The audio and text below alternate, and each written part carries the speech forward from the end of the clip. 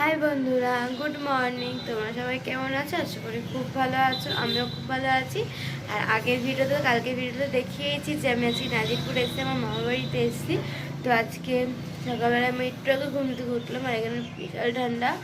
আমি sweater already পরে নিয়েছি। আর দেখো সকাল সকাল উঠে আমি ব্যালকনিতে বসে আছি। ব্যালকনিতে মানে একটু রোদ পোয়াচ্ছি। তো চলো নিচে যাই। তো দেখি মা, দিদা, মামি কি করছে, কি রান্না করছে, সবই তোমাদের দেখাবো আস্তে আস্তে। তো দেখতে থাকো। তো দেখো, এটা হচ্ছে কুমড়ো শাক। তো সবাই চেনে। তো এটা আমার দিদা নিজের হাতে লাগিয়েছে কুমড়ো শাকটা। আর আমার মা সব মানে ভালোবাসে এগুলো খেতে, তার জন্য দিদা হচ্ছে কেটে নিয়ে আসলো।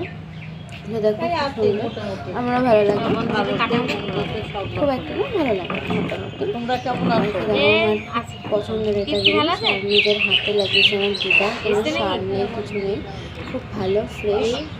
তো গ্রামের দিকে একটাই সুবিধা, কোনো ফ্রেশ সবজি পাওয়া যায়। দেখো আমার মায়ের কিন্তু সবজি কাটা হয়ে গেছে। আর এই দেখো আমার মামা আমার জন্য কি এনেছে, ইলিশ মাছ। আমার খুব ফেভারিট, আমার ভাইয়ের খুবই ফেভারিট, মানে দারুণ লাগে খেতে ইলিশ মাছ। তো ইলিশ মাছ এনেছে, 3টে এনেছে, দারুণ লাগে। ইলিশ মাছের যা দেবে, ভাজা, সর্ষে ঝোল যা দেবে, আমি তো খেয়ে নেবো ইলিশ মাছ। আমার খুব খুবই ভালো লাগে।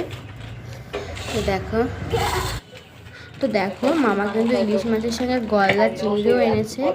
তো মানে আমার মা করছিল, এই যে মা আবার একটুখানি দেখিয়ে দিল গলদা চিংড়িটা। তো দেখো, তো চলো আবার যখন রান্না হবে তখন দেখাচ্ছি। এটা আমার দিদার তার একটা বাগান, এটা বাইরের দিকে, আর কালকে যেটা রেখেছিলাম সেটা ভেতরে, বাড়ির ভেতরে। এখানে লঙ্কা গাছ আছে, অনেক রকমের গাছ আছে, পেঁপে গাছ, ফুল গাছ। আর দেখো পাশেই হচ্ছে মাটি দিয়ে হচ্ছে ধোঁয়ান করছে গাড়ি এসে। তো আর আজকে মেনু হচ্ছে ভাত, ইলিশ মাছের তেল, মাছ ভাজা, আবার হচ্ছে ঝোল করেছে মানে সর্ষে আর কি, ধনে পাতা দিয়ে, তারপর উচ্চ ভাজা, শাক, ডাল, আলু ভাজা।